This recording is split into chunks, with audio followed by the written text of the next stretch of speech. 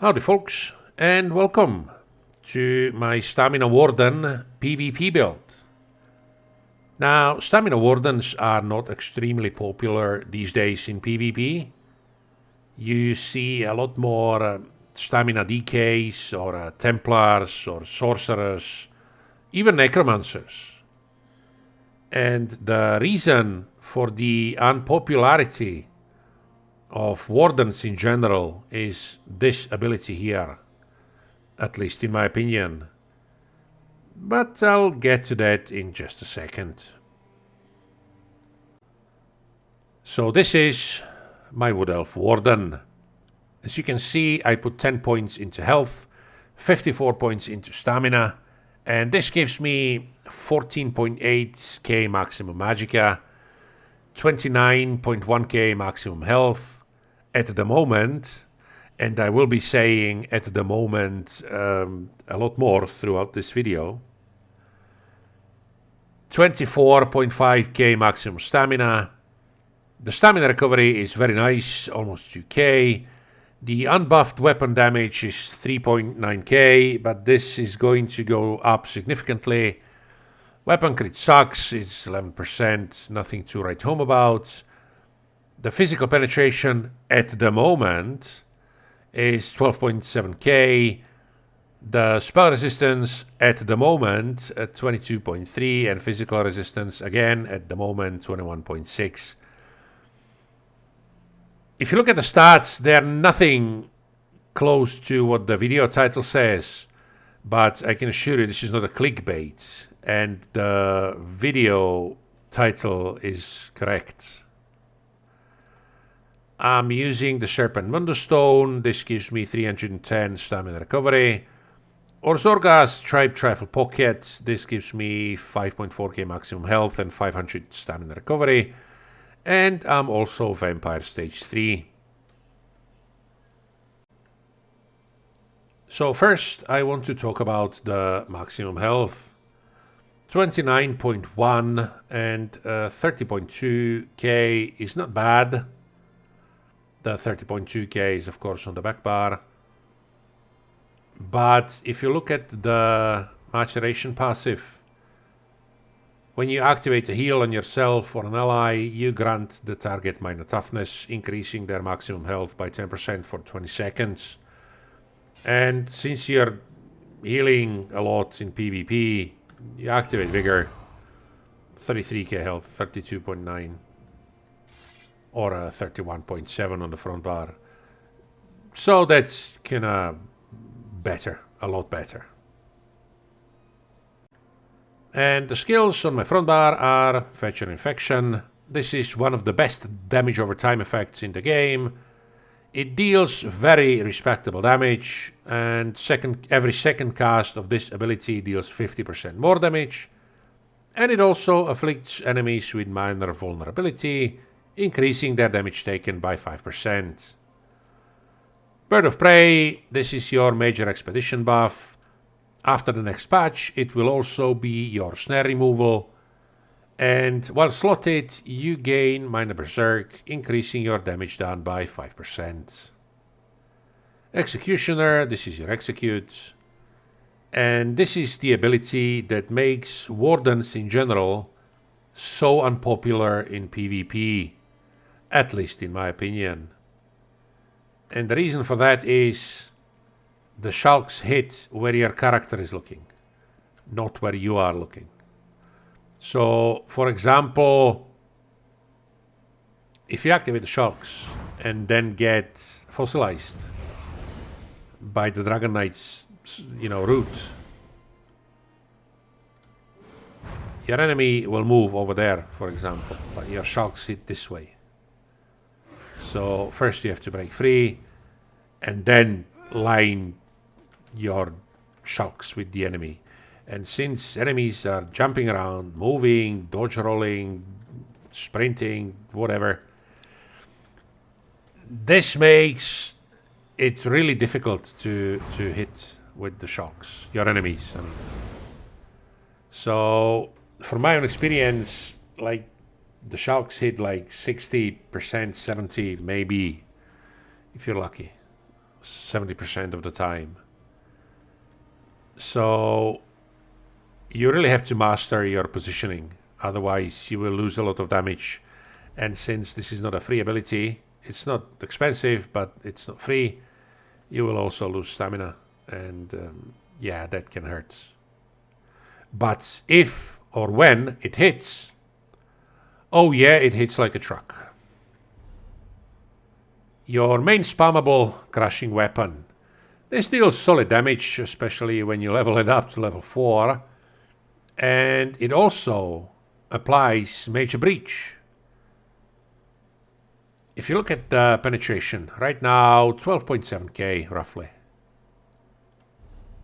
If you add almost 6k from crushing weapon, we are getting close to 19k physical penetration. And we are not done yet. Your ultimate, Dawnbreaker of Smiting. This deals solid damage up front, plus some damage over time, and it also increases your weapon and spell damage by 3%, just for slotting it. You can also use the bear, and I tried using the bear, because I didn't have any stun. And this was the only basically stun on my bar. It does help, because if you, let's say this is the bear, if you position yourself so the bear is between you and your enemy, the enemies will have to tap target you. And even then, the bear will get in the way, because they will just hit the bear and hit the bear. It can be extremely frustrating and annoying for your enemy to not hit you but the bear. But I don't really, or didn't really like it, so I decided to use the Dawnbreaker. On my back bar, I'm using Blue Betty. This is the Magica Morph. As you can see, the stamina recovery is 2k. I don't really need more. I have never struggled with sustain. And your main resistance buff, and also Fetch and Infection, these are all Magica skills, and they are not cheap. So I want to be 100% sure I will always have enough Magica to cast these skills. That's why I use the Magica Morph. This also removes one negative effect every 5 seconds, which you can use as a kind of on-demand free snare removal.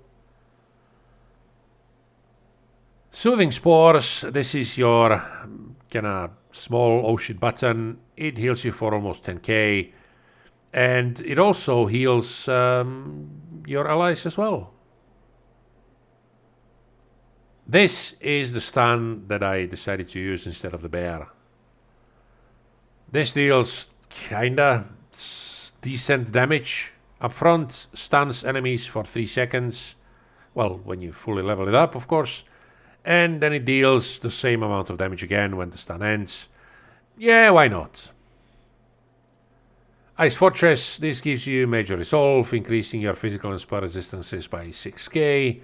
And also minor protection, reducing your damage taken by 5%. Resolving Vigor, this is your burst heal over time, so to speak. It heals you for a lot. After the next patch, it will also give you minor resolve, so you can add 3k to all your resistances.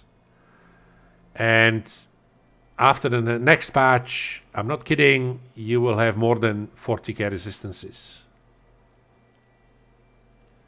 Healing Thicket, this is your big oh shit button, this is your small one, this is your big one. It heals you for a lot, but it also continues healing you even after you leave the area. So why not? And now let's talk about the gear that I'm using and why the title of this video is not a clickbait. On my back bar I'm using Mace and Shield of the Potentates. This is there to give me the 3% damage reduction. If you pair it with the Ice Fortress, you get 8% overall damage reduction, and that is always nice to have. Marking Ring of Majesty, this is the best mythic item for me and my playstyle. I know that Oaken Soul can be better, and if you meet a good player using Oaken Soul and they know what they're doing, they will outright obliterate you. I know all that, but Oaken Soul is way too limiting for me and my playstyle. So Marking Ring of Majesty is the mythic item for me. I'm also using Valkin Scoria's Epaulets to get more penetration and also to get the most out of the Undaunted Metal. And the light armor passives are always useful. More penetration, more weapon and spell crate, spell resistance, magic recovery, that kind of stuff. It's always good to have at least one light piece. And as you may have already guessed, I'm using Pariah. Now, if you look at the resistances, well, let's buff up first. If you look at the resistances, 30.8 and 30k, with the Pariah active, you are looking at 38.6 and 37.9k resistances. After the next patch, you can add 3,000 more from Resolving Vigor. So you will be looking at over 41,000 resistances. And that makes you an extremely tough cookie. The set on my front bar is Titanborn. This gives you offensive penetration, weapon and spell damage, maximum stamina, all nice to have. But it also adds 110 weapon and spell damage and 1240 offensive penetration. When you are in combat, this bonus doubles when you are under 75% health and quadruples when you are under 50% of health. And as you may know, in PvP you're almost all the time below 75% and a lot of times below 50% of health. So for the majority of time you will get the full benefit of Titanborn. And let's see,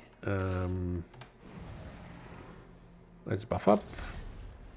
Right now the weapon damage is 4.69, 4.7k, and if you add the 440 from the Titanborn, you're looking at 5,130 weapon damage. That is a respectable weapon damage, to be honest. If you pair it with all your resistances, like 38k resistances, 2k stamina recovery, and 23.5 physical penetration, you are dealing quite a lot of damage, while also you're almost unkillable. You've got good heals, you've got fantastic resistances, good stamina and magic recovery, very respectable damage, fantastic penetration. This build hits like a truck. Now let's go over the traits real quick. Head impenetrable, chest is reinforced, legs impenetrable, hands, belt and feet also impenetrable, and shoulders are well fitted. So I'm using 1 reinforced, 1 well fitted and 5 impenetrable. 2 pieces of Pariah jewelry are swift. Marking is infused. Titanborn Ball is sharpened, of course, and Potentate's Mace is powered, and Shield is reinforced with maximum health enchantment. All the other armor enchantments or glyphs are prismatic, and I'm also using poisons on the front bar. You don't have to use poisons, you can use disease enchantment, poison, whatever floats your boat. But first of all, I've got thousands of these from daily login rewards, and also I like poisons in PvP. So yeah, that's why I use those.